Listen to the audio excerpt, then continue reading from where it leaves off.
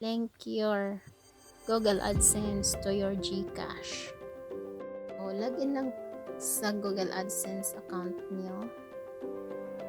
Then, click mo yung payments.